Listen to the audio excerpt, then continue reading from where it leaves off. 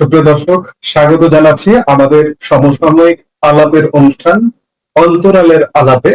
আর আজকের অন্তরালের আলাপে আমাদের সঙ্গে যুক্ত হয়েছেন আমাদের সকলের অতি প্রিয়, বাংলাদেশের ঘরে ঘরে তিনি পরিচিত, যার নামের সঙ্গে অন্য কিছু যুক্ত না করলেও হয়, শবীর ভৌমিক, যার নামের সঙ্গে বিবিসি, রয়টার্স, নানা সংবাদ মাধ্যম জড়িয়ে আছে।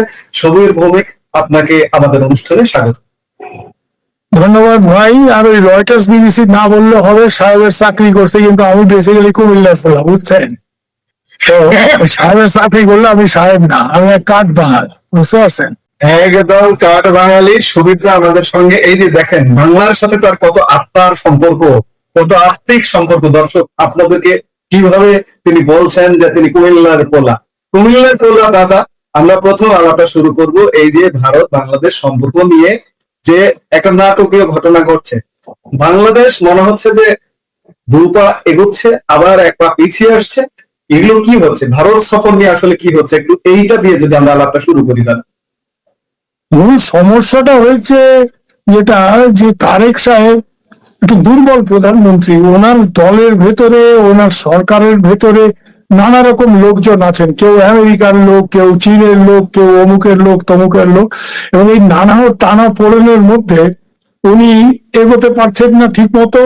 উনি একদম খুব স্ট্রং সিদ্ধান্ত নিয়ে যে এগোবেন, মানে সেটা উনি করে উঠতে পারছেন না। ওনাকে সব দিক খুশি রেখে এগোতে হচ্ছে, যার ফলে হয়তো এমন একটা অবস্থা দাঁড়াচ্ছে যে উনি কাউকে শেষ পর্যন্ত খুশি করতে পারছেন না। এখানে দেখুন, দুটো ব্যাপার আছে। তারেক সাহেবের ভারত সফরের দুটো দিক আছে। একটা হচ্ছে বাইলেটারাল, দ্বিপাক্ষিক, যে ভারতের সাথে বাংলাদেশের সম্পর্কের ক্ষেত্রে উন্নতি করার ক্ষেত্রে, স্বাভাবিক করার ক্ষেত্রে তারেক সাহেবকে আমাদের প্রধানমন্ত্রী মোদীজি আমন্ত্রণ জানিয়েছেন। উনি সেই আমন্ত্রণে সাড়া দিয়ে ভারতে আসবেন, কথাবার্তা বলবেন। এটা হচ্ছে এক নম্বর। 2 নম্বর হচ্ছে সেকেন্ড ইনভিটেশন, যেটা সেটা ওনাকে করা হয়েছে বিমস্টেকের চেয়ারম্যান হিসেবে কিসে আসার জন্য? ব্রিক্স এর সামিটে আসার জন্য। তো ব্রিক্স এখন, সাজাদ ভাই আপনারা জানেন যে পৃথিবীর সব থেকে বড়, মানে রাইজিং ইকোনমিক গ্রুপ, সব থেকে বড়। কারণ এখানে 3-4টে অত্যন্ত শক্তিশালী অর্থনীতি যেসব দেশের, তারা এর সদস্য। ভারত, চীন, সব থেকে বড় অর্থনীতি এখানে চীন, তারপরে ভারত, তারপরে Russia, very strong economy. Brazil হচ্ছে দক্ষিণ আমেরিকার সব থেকে বড় ইকোনমি, সাউথ আফ্রিকা আফ্রিকার সব থেকে বড় ইকোনমি। দুটো মহাদেশের দুটো টপ ইকোনমি, প্লাস ভারত, চীন, রাশিয়া, এরা তো ওয়ার্ল্ড এর মানে টপ 5-6টা ইকোনমির মধ্যে এরা পড়ে। তো এখানে আরো অনেকে যুক্ত হয়েছে, যেমন ইন্দোনেশিয়া যুক্ত হয়েছে, পরবর্তী সময় আরো অনেক দেশ যুক্ত হয়েছে। তো সব মিলিয়ে BRICS is a rising economic group. এবং এই ব্রিক্সে নতুন নতুন দেশ যারা যুক্ত হচ্ছে, বাংলাদেশেরও একটা ইচ্ছে যে এখানে যুক্ত হোক, কিন্তু সেখানে বাদ সাধছে আমেরিকা। কারণ আমেরিকা ব্রিক্সকে ভালো চোখে দেখছে না।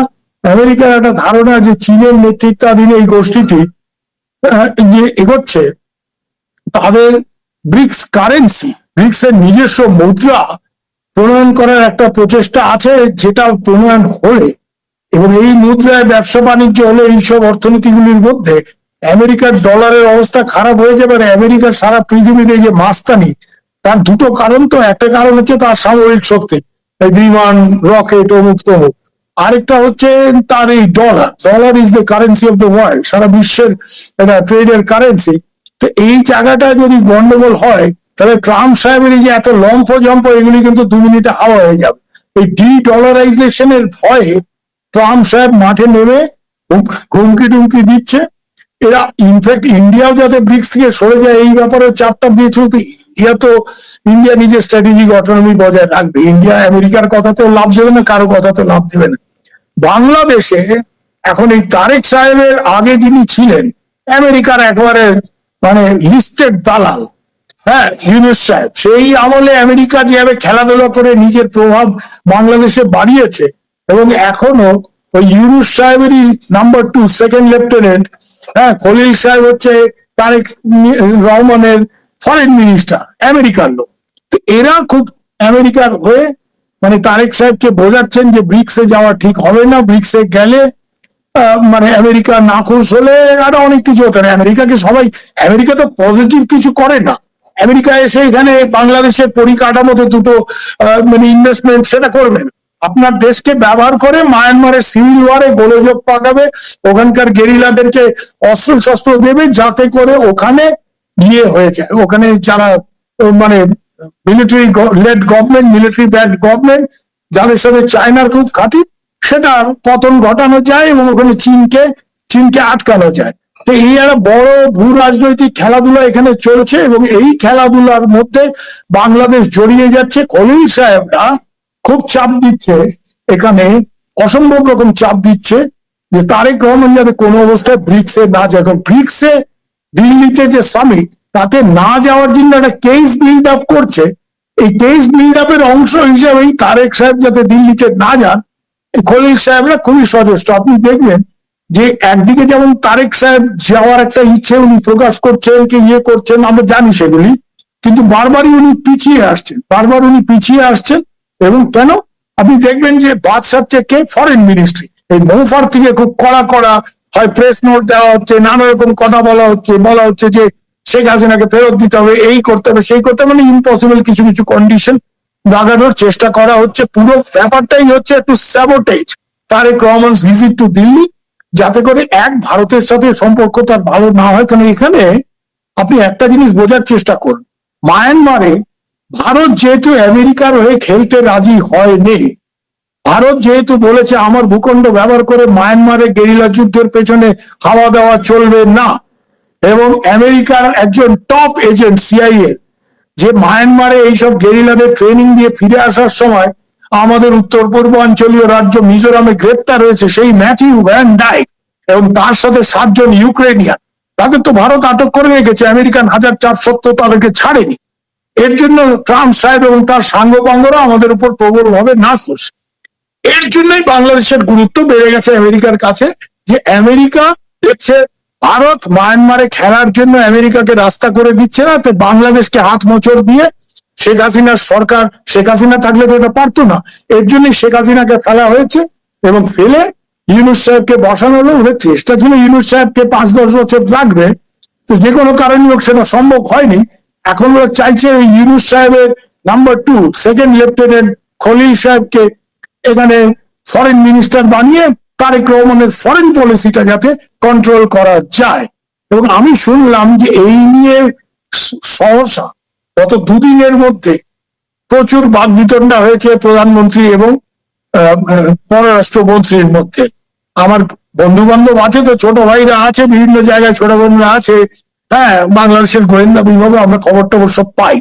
তো কথা কাটাকাটি হয়েছে, বচসা হয়েছে, এবং সম্ভবত মানে বচসার সময় অনেক হইচই শোনা গেছে, কিন্তু কি ব্যাপারে সম্ভবত এটা নিয়েই হচ্ছে, এই দিল্লি সফর নিয়েই খলিল সাহেবরা স্যাবোটেজ করার চেষ্টা করছে এটাকে। প্রধানত ভারতের সাথে সম্পর্ক, 2 নম্বর হচ্ছে এখানে ব্রিক্সে যাতে না যায়। এখন ব্রিক্সে যদি তারেক সাহেব শেষ পর্যন্ত না যায়, তারেক সাহেব নিশ্চয়ই এটা বুঝতে পারছেন যে উনি চীনে গেলেন, এই চীনে যাওয়াটা নিয়ে আমেরিকা খুব নাখোশ, ভীষণ নাখোশ।